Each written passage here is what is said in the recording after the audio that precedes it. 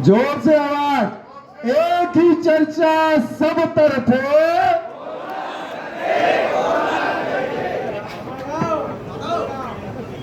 शुक्रिया। अरे पीछे वाले भाइयों, ये पत्रकार साथी आए, 2 मिनट फोटो ले ले। ये अपन इतने लोग देख रहे हैं, ये सबको बताएंगे, पूरे खरगोन मड़वानी के लोगों को 2 मिनट उनको फोटो खींच लेने दो। फिर आप लोग भली बाती पोललाल जी की बात भी सुनना, उनको देखना भी, उनसे परिचय भी कराना, फोटो भी खींचना, अपने गांव में ऐतिहासिक स्वागत कराना। पत्रकार साथियों को 2 मिनट फोटो कर ले।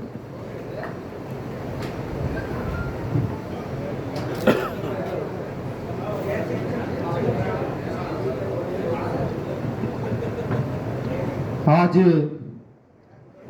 कांग्रेस पार्टी के लोकसभा चुनाव 2024 की तैयारी की प्रथम बैठक खरगोन विधानसभा में, और उसमें उपस्थित मेरे राजनीतिक गुरु परम आदरणीय पूर्व विधायक माननीय श्री रवि जोशी जी, और इस खरगोन जिले के प्रभारी परम आदरणीय माननीय श्री जय सिंह ठाकुर जी, और हमारे इस जिले के खरगोन जिले के ऊर्जावान, विचारों से परिपूर्ण और बौद्धिक क्षमता रखने वाले, नेतृत्व की क्षमता कूट कूट के भरे हुए मेरे परम आदरणीय बड़े भैया रवि नायक जी, और शहर कांग्रेस के जिला अध्यक्ष पूर्णा ठाकुर जी, खरगोन जिले की महिला प्रभारी परम आदरणीय कविता त्रिवेदी जी, और खरगोन जिले के समस्त प्रकोष्ठ के जिला अध्यक्ष, समस्त ब्लॉक के ब्लॉक अध्यक्ष और बूथ के कार्यकर्ता, सेक्टर के कार्यकर्ता, मंडल के पदाधिकारी और उपस्थित समस्त मेरे कांग्रेस परिवार के साथी। क्योंकि कांग्रेस में 2-3 नारे भी लगवाऊंगा। कांग्रेस एक परिवार है और कांग्रेस एक विचारधारा है। कांग्रेस ने आजादी की लड़ाई लड़ी है और सामने वालों ने, जो कांग्रेस ने देश बनाया है, उसको बेचने का काम कर रहे हैं। ये लड़ाई देश को बचाने की लड़ाई है। जैसे कि मेरे पूर्व वक्ता ने बताया कि ये लड़ाई आजादी की दूसरी लड़ाई है। ये लड़ाई भेद को मिटाने की है। ये लड़ाई नफरत को खत्म करने की है। इसलिए हम कांग्रेस परिवार के लोग, मैंने नारा दिया है, जैसे ही मेरा लोकसभा का टिकट डिक्लेयर हुआ है, मैंने एक ही नारा दिया है, मिलकर लड़ेंगे, जीत कर रहेंगे। तो 2-3 नारे के साथ में संक्षिप्त में बात करूंगा। सारी बातें मेरे सीनियर कार्यकर्ताओं ने कह चुके हैं। भारत देश की रक्षा कौन करेगा? हम करेंगे, हम करेंगे। संविधान की रक्षा कौन करेगा? हम करेंगे, हम करेंगे।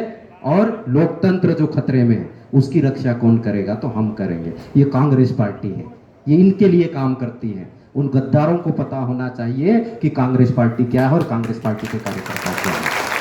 भारत देश की रक्षा कौन करेगा? मुट्ठी बंद होना चाहिए, पूरी ताकत के साथ में नारा लगना चाहिए। लोकतंत्र का चौथा स्तंभ आपके सम्मुख खड़ा है और भारत देश की जो खुफिया होते हैं वो भी हम लोगों के बीच में है। यह आवाज वहां तक जाना चाहिए और उन गद्दारों को पता चल जाना चाहिए कि लड़ाई हमारी किससे हो रही है।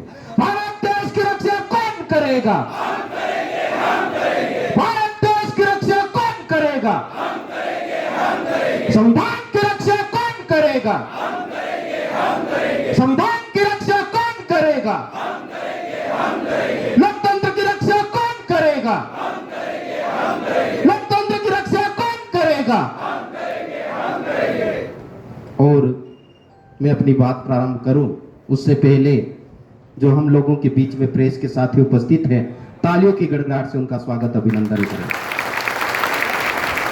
दूसरा, मैं हाथ जोड़ के आप लोगों से माफी चाहता हूं कि टिकट डिक्लेयर हुए लगभग 20 दिन हो गए हैं और 20 दिन के बाद में जो हमारा लोकसभा का मुख्यालय है उसमें मेरा आगमन हुआ है। मीडिया के साथियों ने भी और यहाँ के सीनियर साथियों ने भी कहा था कि जैसे ही टिकट डिक्लेयर हो सबसे पहले खरगोन जिले में आना है। मेरी भी प्राथमिकता थी, लेकिन योग कहे संयोग कहे टिकट का डिक्लेयर होना और हमारे क्षेत्र में भोंगरिया हाट का प्रारंभ होना, तो दोनों का आगमन साथ में हुआ। इसलिए हमने उचित समझा कि हम लोगों के जो भाई बहने हैं, ये भोंगरिया जो हाट है, वो हाट शब्द जो आया है ना, उसकी लड़ाई लड़ने वाला साथी आपके बीच में खड़ा है। इन लोगों ने भोंगरिया हाट को वैलेंटाइन डे, परिणव पर्व और आदिवासियों का शादी ब्याह का त्योहार ऐसा डिक्लेयर कर दिया था। 2007 से हमने लड़ाई चालू की थी और वहां से लेकर मीडिया के साथियों की दोष नहीं है उसमें, उनको जिनने जानकारी दी वैसा ही परोसा गया। वहां से लेकर मीडिया से लेकर सरकार से लड़ने का काम हमने किया और मध्य प्रदेश शासन में अशासकीय प्रस्ताव ला करके संकल्प पारित करवाया और रिसर्च टीम को हम लोगों ने पूरे क्षेत्र में भ्रमण करवाया और मैंने 2007 में एक लेख लिखा था भोंगरिया हाट के बारे में। वही चीज सत्य पाई गई तो आज ये भोंगरिया हाट के रूप में पूरे क्षेत्र में जाना जाता है।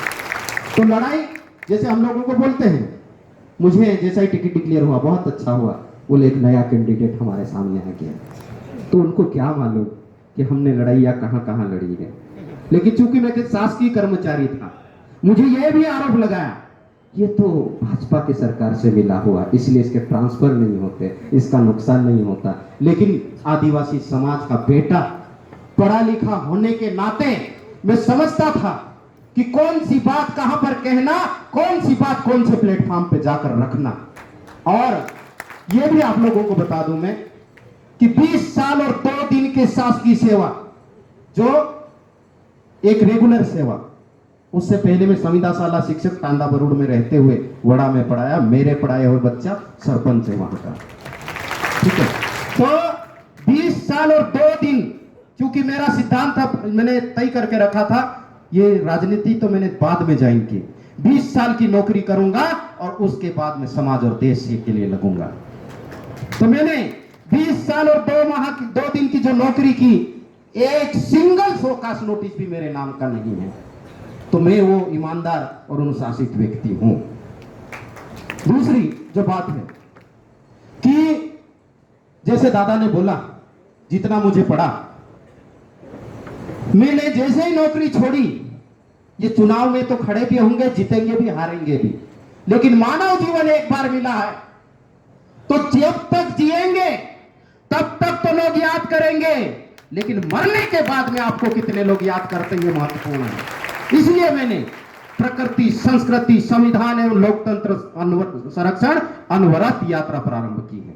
ये चुनाव चल रहा है इसलिए मेरा ब्रेक है, लेकिन ये यात्रा निरंतर चलेगी।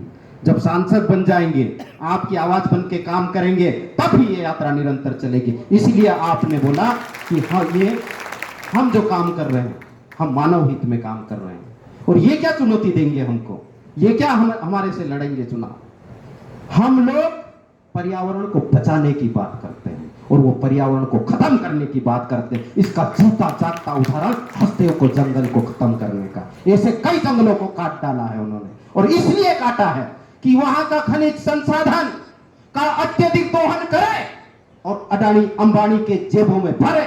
उसके पीछे कोई भी मकसद नहीं है इन लोगों का। तो वो लड़ाई हम लोग लड़ रहे हैं। हमारी लड़ाई देश के आम व्यक्ति के बच्चे को अच्छी शिक्षा मिले, ये लड़ाई हमारी है। हमारी लड़ाई हर गरीब के बच्चे को 2 वक्त का भोजन मिले, ये लड़ाई है हमारी। हमारी लड़ाई गरीब को तन ढकने के लिए कपड़ा मिले, वो लड़ाई है हमारी। ये लड़ाई इस देश का हिंदू हो, मुसलमान हो, सिख हो, बौद्ध हो, पारसी हो, ईसाई हो, सभी धर्म के लोगों को सम्मान मिले, ये लड़ाई हमारी है। ये बात करते हैं, ये बात करते हैं राम की। अरे राम क्या सम्मान आप क्या करोगे?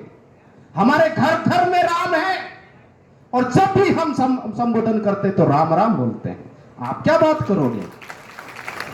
और भगवान तो इस दुनिया को बनाने वाले हैं, आप क्या बनाओगे भगवान को?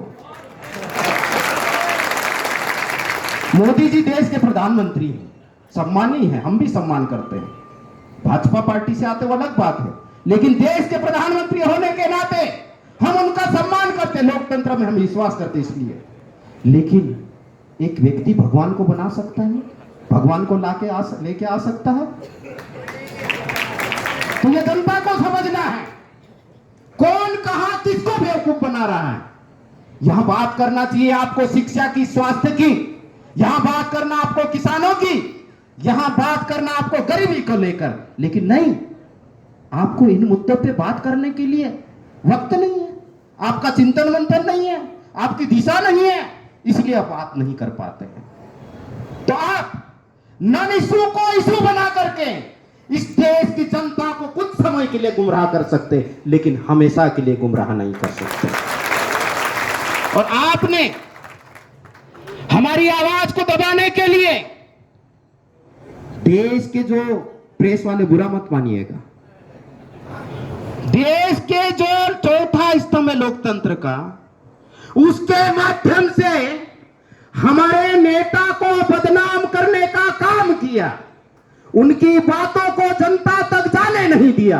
हमारे नेता माननीय श्री राहुल गांधी ने निर्णय लिया कि आप क्या दबाओगे हमारी आवाज को।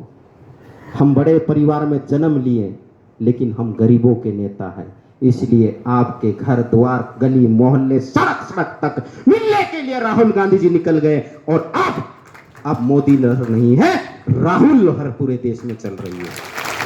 मैं मानता हूं कि चुनाव, जब हमारे यहां पे मध्य प्रदेश का चुनाव हुआ, विधानसभा में हमारी सरकार बन रही थी, आपने किस तरह से छीना ये भी हम जानते हैं।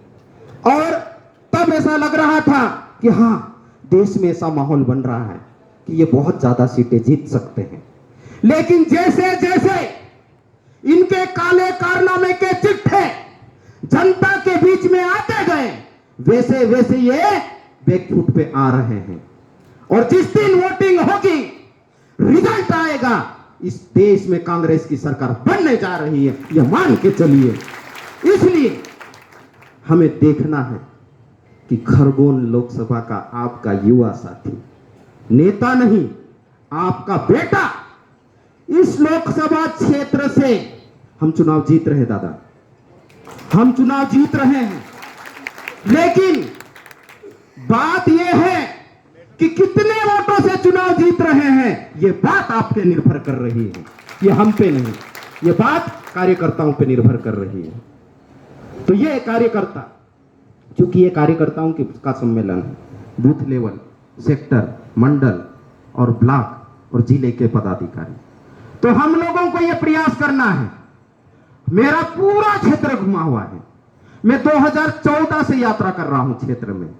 मैं शहर में निकलता था तो गुमनाम सा, मैं 2017 में दादा यहां से गलियों से निकला हूं, मैं पाताल पानी से निकला हूं, एक